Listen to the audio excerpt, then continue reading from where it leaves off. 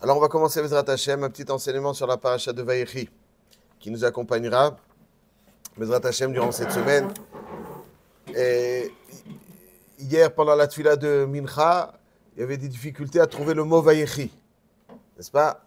Un Kriyat Torah. Pourquoi on a des difficultés à trouver Vayechi? D'habitude, c'est beaucoup plus simple. Parce que paracha Zostuma, ça veut dire qu'il y a des parachiotes dont la fin de paracha et le début sont espacés. Et là, il n'y a pas d'espace. Paracha Stouma. Vayechi et débute donc immédiatement après la paracha de Vayigash. Mipnema paracha Zostuma, Chazal s'interroge. Pourquoi est-ce que cette paracha est fermée? Littéralement. D'habitude, il y a une ouverture. Là, elle est fermée. Mipnema paracha Zostuma, Chazal nous explique que la raison pour laquelle Stouma, c'est Mishemet Yaakov, Nistemu Enehem Velibam Shel Israël. Mikoshi Hashiabud. Avec la disparition de Yaakov décrite dans notre paracha, les yeux, les cœurs du Ham Israël se sont fermés, avec la difficulté de l'asservissement. Mishemet Yaakov, donc la paracha de Vayechi, nous décrit la ptira de Yaakov Avinu, et lorsque Yaakov Avinu est niftar, nistemu enehem velibam, le cœur et les yeux, le cœur du Ham Israël se sont fermés. A priori, donc la question qui apparaît d'emblée, c'est quand est-ce que commençait l'asservissement? L'asservissement, il n'a pas commencé dans Parashat Vayechi, après le décès de tous les Shvatim. Vayamot Yosef v'cholecha v'chol hador hahu. Et vayakom el chadash al Mitzrayim asher lo yada et Yosef. Vayomer ava nitchakem alo pen yirbe vayaki tikrena milchama v'nosav gamu al sonenu, etc. Donc ça veut dire que c'est avec la disparition des Shvatim. Donc, le début de l'asservissement est décrit dans Parashat Shemot, pas dans Parashat Vayechi. Alors, pourquoi est-ce que la Parashat Stouma, tu me dis pourquoi? Parce qu'elle décrit donc une fermeture. La fermeture n'est pas dans cette Parashat. La fermeture des cœurs, des yeux, c'est pas dans cette Parashat, c'est dans Parashat Shemot. Alors, pourquoi est-ce que cette fermeture, donc comme si la Parashat indiquait, la structure de la Parashat indiquait son contenu. La structure de fermeture indiquait le contenu. Mais le contenu, il n'y a pas de fermeture ici. C'est dans la Parashat de Shemot. Et encore plus, c'est vrai que la structure de la paracha dit son contenu, mais pourquoi dans le mot Vayechi? Vayechi, donc au contraire, décrit la vie de Yaakov. Donc c'est fermé à l'endroit où on décrit la vie de Yaakov. Alors la réponse est très claire. Le Shem Mishmuel nous explique que lorsqu'on parle de Enehem Velibam, c'est quoi Enehem Velibam? Les yeux et le cœur. C'est quoi les yeux et le cœur? Le pshat est pas simplement les yeux, on ne parle pas du shiabud gashmi, de l'asservissement qui est certes physique, qui certes a débuté dans Parashat Shemot. Ici, on parle d'un tout autre asservissement. On parle de l'asservissement spirituel. C'est-à-dire que, c'est quoi le cœur et les yeux? Les yeux et le cœur, plus précisément. Enehem velibam. Les yeux et le cœur. C'est quoi les yeux et le cœur? Pshat est comme ça. Quand quelqu'un voit à une perspective claire, lucide, il voit les objectifs qu'il doit atteindre.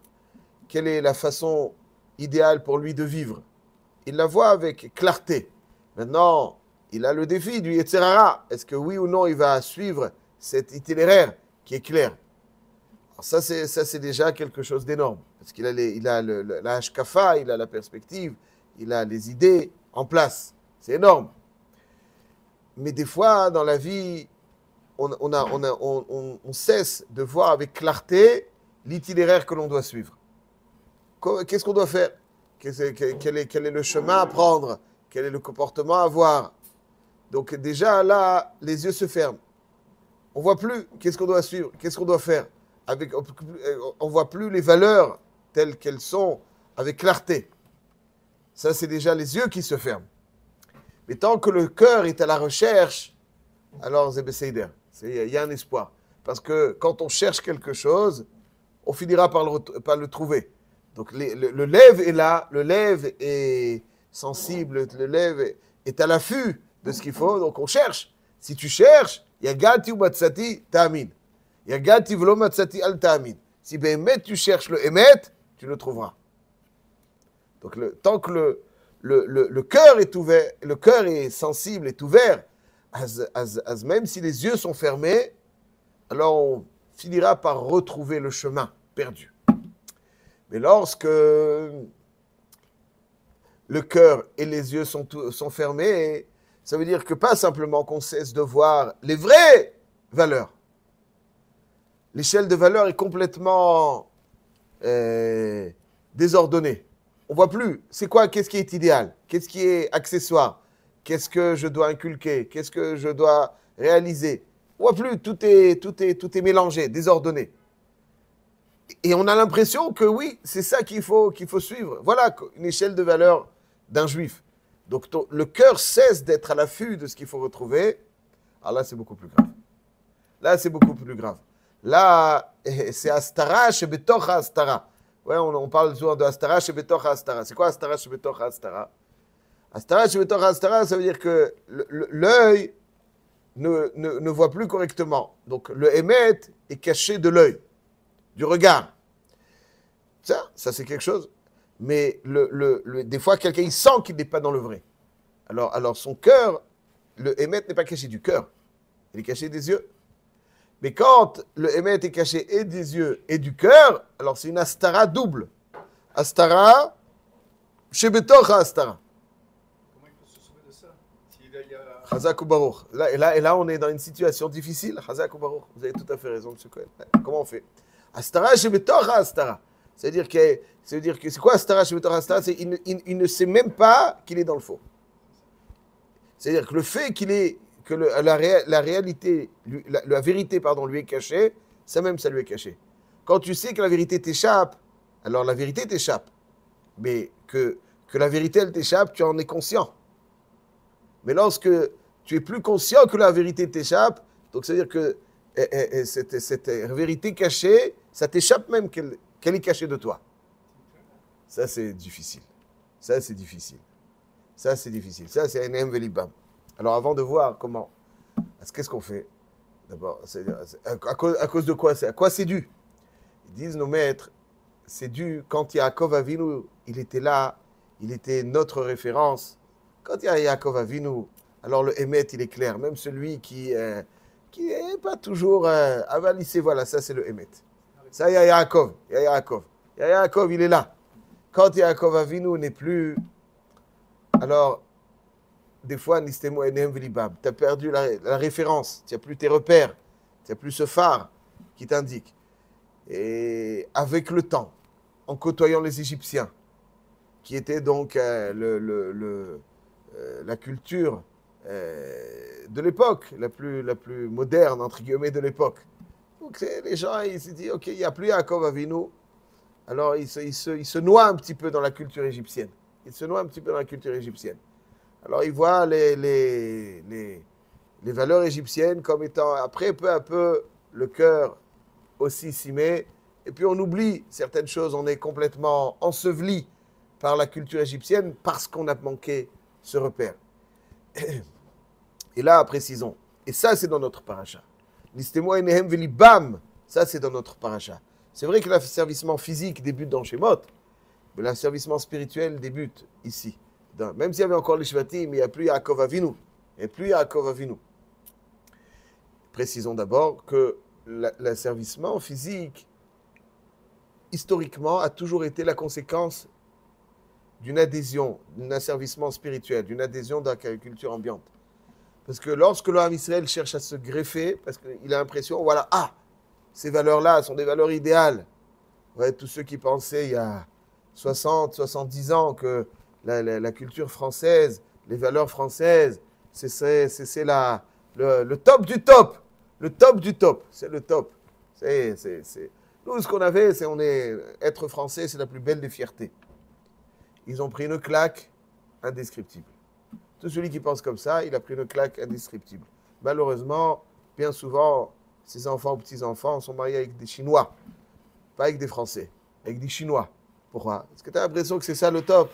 C'est Shtuyot va'avalim. Hevel avolim. Tu as l'impression que c'est ça. Ça, il n'y a rien de pire. Et quand on essaye de se greffer à cette culture et de faire partie, et maintenant, dorénavant, de El Matzav.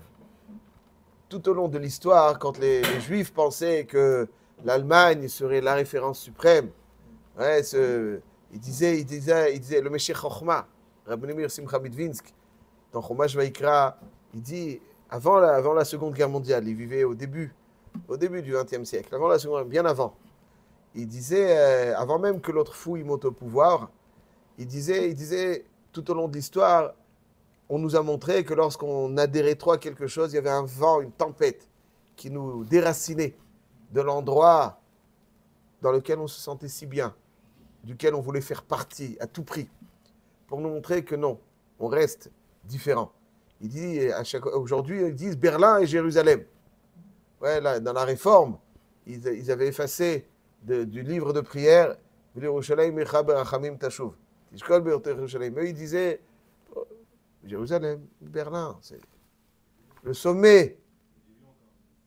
Hein? Donc ils ont effacé, ils disaient, ouais, c'est le sommet de l'art, le sommet de la culture, de la philosophie. Ah, qu'est-ce que tu as besoin d'aller, quoi que ce soit? Ça, c'est le top de l'humanité. On ne parle plus des peuples barbares. On parle des peuples. Et après, voilà. C'est-à-dire à chaque fois. Parce que le Ham Israël ne peut pas se greffer. La greffe ne prend pas. Lorsqu'on cherche à se greffer, il y a un phénomène de rejet. Un phénomène de rejet. Rejet qu'Hachem a injecté dans le fonctionnement de l'histoire et du Ham Israël. Quand on veut se greffer, la greffe ne prend pas. Alors malheureusement, quand on cherche à se greffer, il y a un rejet. Et le rejet, il fait mal. Il fait très très mal. Il fait très très mal. Et à chaque fois qu'on a cherché à ressembler au Goïm, on a reçu une claque indescriptible. On est ce qu'on est avec toute la richesse et toute la fierté. Ça, c'est quand on voit et on sent, Enehem Veli Bam, et comme ils se vont, alors là, on est. Quand après, on a l'impression que la culture égyptienne de l'époque, c'est ça le top, alors, vous voulez faire partie. Tout d'un coup, Melech Hadash, un peu dingue. Un peu. Avanit Rakmal au Pedir Beakitikre Milchama. Donc, Israël Befarech. Il ne laisse pas se greffer dans la culture égyptienne. Ça n'existe pas. Ça, c'est le Yesod qui malheureusement se renouvellera tout au long de l'histoire. Tout au long de l'histoire. Quand les Juifs se sentaient trop bien en Espagne, c'est la même chose. En Espagne, ils avaient des situations splendides. Ils faisaient partie de l'élite espagnole. Et puis voilà, Hachem il dit, vous vous sentez trop bien. Hein, c'est ça, vous sentez. Il y a un vent, une tempête qui va venir vous déraciner. Après, vous arrivez. Plus on est nous-mêmes, plus on sera tranquille. Ça, c'est quand Enehem Velibam chez l'Israël, Mikoshi Ashiaboud, on a l'impression on plaire aux autres, on va faire des accords pour plaire à Pierre et à Paul. On cherche à faire des accords, on cherche à plaire au Goïm, on n'est pas etc., etc. Ça, c'est donc le Nistemu Enehem Velibam chez l'Israël, Mikoshi Ashiaboud. Et néanmoins, l'espoir est le suivant. C'est Vaychi Yaakov be'eretz Mitzraïm. Ça veut dire que Mitzraïm, l'étymologie du mot Mitzraïm, c'est Metzar. N'est-ce pas? Mina Metzar Karatia, Anani Vamerchavia. Le Metzar, c'est l'étroitesse. C'est-à-dire être à l'étroit. Des fois, il y a des cultures, des choses qui nous saisissent et qui nous donnent le sentiment, finalement, qui nous imposent leur étroitesse. Le juif, c'est un homme du progrès, vrai progrès. Et il y a des fois des choses qui nous freinent, n'est-ce pas? À la FNAC, on n'arrête pas le progrès, c'est lui qui nous arrête. C'est-à-dire, tu as l'impression que tu es dans le progrès, mais en réalité, il t'arrête. Ça, c'est être le juif, c'est l'homme du vrai progrès, le vrai progrès, sans arrêt. Vaïchi Yaakov, donc quand on est Mitzraïm, Vaïchi Yaakov, tu es dans les Mitzarim. Yaakov Avinu l'a injecté de vitalité, jamais un juif pourra véritablement être éteint. Il y a toujours une dose de vitalité qui existe en lui, et même si elle lui échappe, un jour viendra où cette étincelle reprendra. Hachem le mènera. Des fois, on voit qu'Hachem il mène nos pas dans des endroits où tout d'un coup, ça va reprendre. Que ce soit, à chaque fois, Hachem il nous emmènera. Et quand on est dans ces endroits, tout d'un coup, il y a une ta'avout. Vous dites la Havout. Hachem, il oriente les pas de l'homme. il y a une itlahavut. Et ça, c'est Yaakov Avinu qui l'a fait. Vaïchi Yaakov, que même si on est Be'astara, Betoch Astara, on a l'impression que cette culture, c'est le top du top, et qu'on veut s'y greffer. Alors, aval, Kol Panim, il y a toujours quelque chose. Il y a toujours quelque chose. Alors, on prend des claques, mais il y a toujours quelque chose d'intact qui est là, une étincelle intacte qui prend le feu. C'est ça, Vaïchi Yaakov. Dans cette stima, dans cette fermeture, à l'endroit de la fermeture de la paracha, il y a une vitalité, une dose de vitalité qui a été injectée et qui fait en sorte que, même si Nistemo et Nehem Velibam Shel Israël, l'espoir n'est jamais perdu. Il faut juste trouver le bon moment, le bon endroit pour que cette flamme qui nous a été offerte par Yaakov Avinu reprenne toute sa splendeur. Et ça, c'est donc la Géoula de Mitzrayim. Hazak ou Baruch.